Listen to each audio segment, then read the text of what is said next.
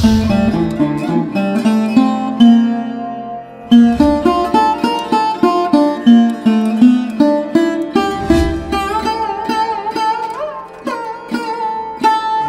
কুকুর সে নিজের বাচ্চা প্রসব করছে, ওই বাচ্চাটা খেয়ে ফেলতেছে।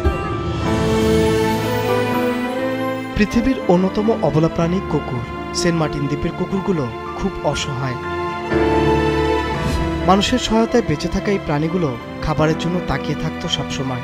যখন যেখানে মানুষের আনাগোনা হতো সেখানে এই প্রাণীদের দেখা যেত, কিন্তু দ্বীপে পর্যটক না থাকায় অসহায় হয়ে পড়ছিল তাদের জীবন। বিশিষ্ট সাংবাদিক, অনুবাদক এবং লেখিকা জর্জ এলিয়ট বলেছেন, প্রাণী হলো মানুষের সহমত বন্ধু। তারা কখনো কোনো প্রশ্ন জিজ্ঞেস করে না, কোনো সমালোচনাও করে না।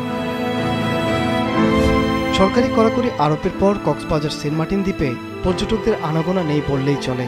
এর মধ্যে গত ৩ মাস ধরে সবচেয়ে অমানবিক পরিস্থিতি তৈরি হয়েছে দ্বীপের ৪,৫০০ অবলা কুকুরের জীবনযাপনে। পর্যটক শূন্য দ্বীপে কুকুরের খাবারের উৎস প্রায় বন্ধ ছিল, ফলে না খেয়ে দিন পার করেছে দ্বীপের কুকুরগুলো। মারাও গেছে কিছু কুকুর। মৃত কুকুরের মাংস খেয়েছে জীবিতরা। আমার নিজের চোখে দেখা একটা জিনিস, একটা কুকুর, একটা মানুষ থুতু ফেললে একটা কুকুর গিয়ে সেটে খায়, আর একটা মা বাচ্চা প্রসব করার পর খুদের জ্বালায় বাচ্চাকে খেয়ে ফেলে। আসলে কত মর্মান্তিক দৃশ্য এটা, আসলে নিজের চোখে না দেখলে আসলে বোঝা যায় না। হোটেল, রেস্তোরাঁ বন্ধ ও জনসমাগম না থাকায় বর্জ্য পরিত্যক্ত বস্তু তারা পায়নি। চলাফেরার মধ্যে মানুষ তাদের ইচ্ছে করে এটা সেটা দিত, অথবা এমনিতে নানা খাদ্যবস্তু ফেলে দিলে কুকুর বিড়ালরা খেতে পারত। কিন্তু বর্তমানে সেন্ট মার্টিন দ্বীপে কুকুর বিড়ালদের জন্য কঠিন পরিস্থিতির সৃষ্টি হয়েছে।